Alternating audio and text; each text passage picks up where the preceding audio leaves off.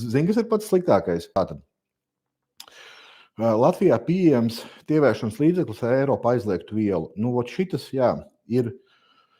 Tāpēc cilvēkiem saku, nekad nesūt uzturu bagātinātājus no ārzemēm. Pēc, kad ārzemēs var pieregistrēt visu kaut ko, un ja tu esi kādā valstī un tirgo tikai uz ārzemēm, tu pat to produktu var nereģistrēt nekur, jo tu pārdod tikai uz ārzemēm. Bet es neiesaku pirkt uzturu bagātinātājus no ārzemēm. Pēc tepat Latvijā pasies, vai produkts reģistrēts PVD un viss būs forši. Zini, kas ir pats sliktākais?